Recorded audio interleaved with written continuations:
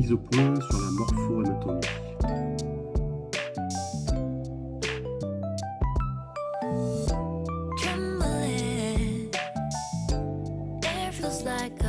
Je disais que la morpho-anat, c'était évidemment du bullshit. Alors, mais en ce moment, on essaye de taper sur des trucs qui sont pas forcément nouveaux, puisque la morpho-anat a toujours existé, elle existe toujours. Et il a pris des exemples qui, pour moi, ne me parlent absolument pas. J'ai rien contre lui personnellement, encore une fois, mais quand on ne maîtrise pas un sujet, j'aime bien leur montrer que ça peut rendre son discours dangereux, en fait, tout bêtement. Alors, je vais pas faire du geek and fit et prendre de haut tout le monde, bien que lui, il m'ait pris de haut en m'appelant professeur. On va répondre simplement en regardant un petit peu ses arguments, pour qui, pourquoi, est-ce que c'est bon, est-ce que c'est pas bon, pourquoi tu passes à côté là, je suis en train de filmer, espèce de fou là, ouh, il me baisait lui. Je reviens sur son discours.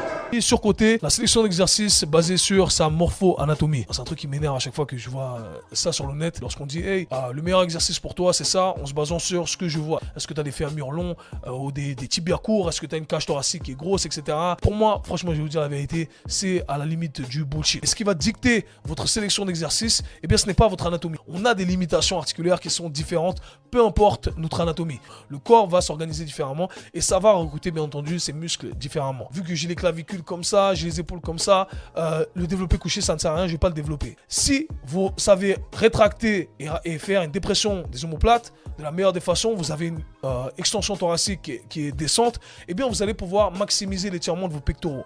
Et peu importe votre anatomie, eh bien vous allez pouvoir cibler ces tissus-là. Les basketteurs ne peuvent pas descendre jusqu'en bas. Ils ne peuvent pas ramener la barre au développé couché. Et j'ai travaillé avec mes athlètes. J'ai travaillé avec Clint Capella et Serge Ibaka qui fait 2m14. Et les gars, pareil, quand ils faisaient le développé couché avant de me voir, eh bien ils n'arrivent pas à descendre tout en bas. Ils disaient, ça me fait mal à l'épaule. Mes préparateurs m'ont dit que j'avais pas l'anatomie pour le faire, etc. Et avec moi, eh bien ils arrivent à descendre tout en bas sans problème, en développant leurs pectoraux, en sentant les trucs où ils doivent les sentir. Est-ce que j'ai modifié leur anatomie? Pas du tout. Donc encore une fois, Bonjour, Emmanuel Veil, ancien professionnel IFBB en bodybuilding, ostéopathe, pendant 15 ans avec un cabinet et coordinateur et formateur d'une formation BPGEPS où justement on apprenait aux élèves à comprendre la morpho-anatomie. La morpho-anatomie existe bien sûr, elle fait partie de la biomécanique. On s'en sert dans certaines écoles d'ostéopathie pour pouvoir mobiliser une articulation, pour pouvoir la remettre en fonction. On l'utilise en musculation et tout doucement, donc c'est devenu au goût du jour. La morpho-anatomie comprend donc le squelette, avec ses angulations, avec ses longueurs. C'est ni plus ni moins que de la mécanique, tout simplement. Quand on parle de biomécanique, c'est de la mécanique bio, donc bio ça veut dire du corps. Et la morpho-anatomie comprend aussi tout ce qui est attache au niveau musculaire. Alors je vais essayer de faire simple, parce que bon, je ne suis pas le roi du fit game. Mon but, c'était vraiment de remettre quand même les choses dans son contexte et de pouvoir dire la vérité. Alors, s'il y en a certains qui sont effrayés et qui n'aiment pas la morpho-anatomie, c'est qu'ils ne connaissent pas. Souvent, on a peur de ce qu'on ne connaît pas. La morpho-anatomie, je vais vous prendre un exemple. Vous êtes débutant, vous commencez la musculation et vous commencez avec un développé couché. Et votre développé couché, au bout de 6 mois, 7 mois, vous fait avoir des pectoraux, mais plus gros que, par exemple, un devant d'épaule ou que les triceps. Tout simplement, ça veut dire que votre morphologie au niveau osseuse et vos attaches musculaires vont plutôt favoriser le muscle pectoral que le muscle de triceps ou de deltoïde. Je vous prends un autre exemple. Si vous voulez avoir des épaules et vous êtes toujours débutant et vous allez donc faire des élévations latérales pour attraper du deltoïde latéral.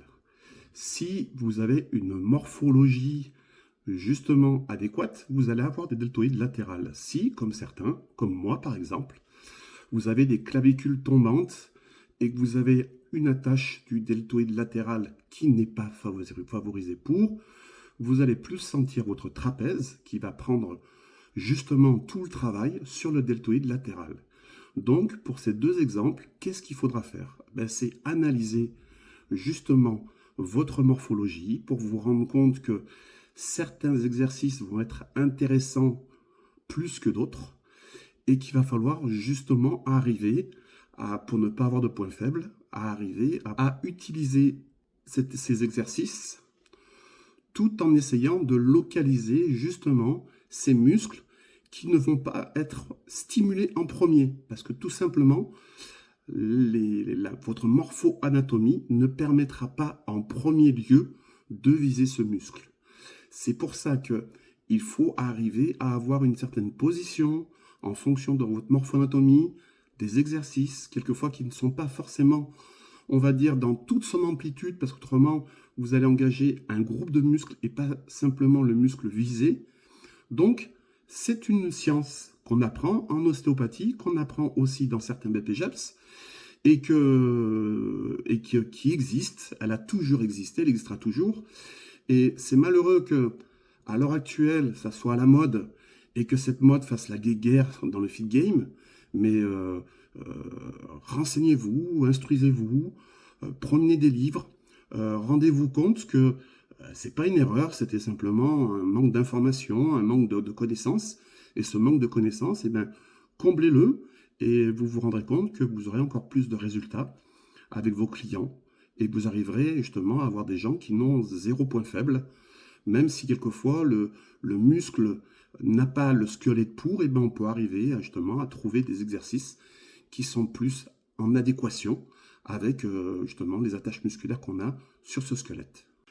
Alors attention, parce qu'on est dans une société où c'est 0 ou 100, noir ou blanc, mais non, la vie est faite de teintes de gris différentes. Et donc, la morpho-anatomie n'était pas, on va dire, à l'ordre du jour avant. Elle est à la mode aujourd'hui. Ça ne veut pas dire qu'elle est indispensable et primordiale, mais il vaut mieux la connaître pour pouvoir éviter les blessures, éviter les points faibles, éviter justement, et puis arriver à progresser plus vite. Cette morpho-anatomie peut aussi être, on va dire, enrichie par le fait que les muscles qui seront visés seront les premiers qui répondront, mais répondront aussi en fonction du type de fibre que vous aurez dans ces muscles.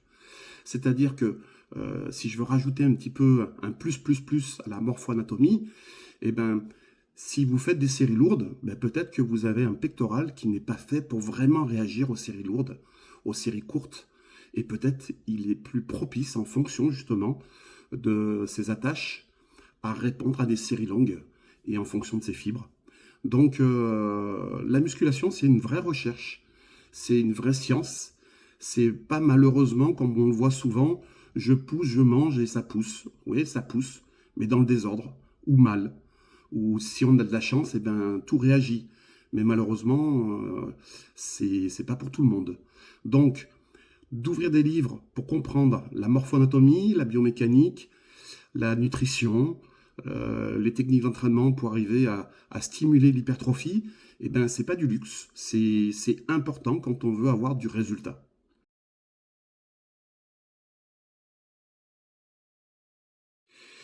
J'ai travaillé aussi dans la morpho-anatomie et dans la morphomécanique pendant 10 ans, avant le Covid, pour une société de conseil et de formation qui m'envoyait en mission. J'avais à peu près 2 missions par semaine dans toute la France, même un petit peu en Europe.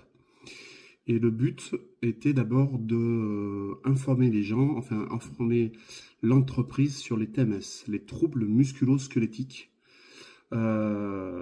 qui sont causés par 2 choses essentielles, qui est le travail répétitif et les mauvais positionnements.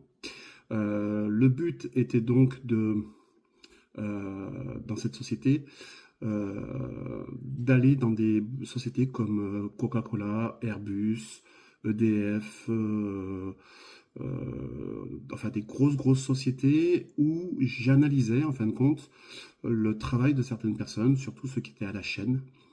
Et après avoir, on va dire, identifié leur morpho-anatomie, en fonction de la position qu'ils avaient de travail sur un travail répétitif. Je proposais une modification donc de la chaîne de travail en fonction de la morpho-anatomie de la personne et je modifiais les machines pour les rendre morpho-mécaniques en fonction de la personne pour limiter justement ces troubles musculo-squelettiques qui est la cause numéro 1 des arrêts de travail dans les entreprises. Donc, comme quoi la morpho-anatomie existe bien, qu'elle est prise en considération, elle vient d'arriver dans le monde de la musculation, mais ça fait des années que je travaille avec et que je travaille pour ça. Je vous donne un exemple aussi mécanique qui va un petit peu expliquer la morpho-anatomie. Vous prenez un ressort qui va aider à fermer une porte par exemple. Si vous prenez donc 2 ressorts avec le diamètre du fer qui est identique, si vous en prenez un qui est assez court, donc de ressort avec 2 attaches, et vous en prenez un plus long, ben vous allez vous rendre compte que le ressort plus court sera plus résistant, plus fort que le ressort plus long, qui lui aura plus de course, de trajectoire. Donc, dans les muscles, c'est exactement la même chose. C'est-à-dire, en fonction des insertions que vous avez sur le squelette du muscle, ben ça vous donnera un muscle qui sera peut-être le premier à agir parce qu'il sera plus fort. Et quand vous aurez un muscle plus long, il aura la possibilité de pouvoir faire plus de volume, parce qu'il aura plus de volume musculaire, mais souvent, il sera plus faible. Voilà, ben, j'espère que j'aurai été clair. Je veux prendre parti pour personne. Le but, c'est simplement d'apporter de l'information. Je pense que j'aurai sûrement des personnes qui ne seront pas contentes de ma vidéo. Eh bien, écoutez, ça ne me dérange pas. Je vous souhaite tous la bonne journée. Et pour ceux à qui ça plaira, ben, tant mieux. Et justement, ça vous fera peut-être ouvrir des livres et comprendre un peu plus de choses sur votre corps et sur votre organisme. Bonne journée, au revoir.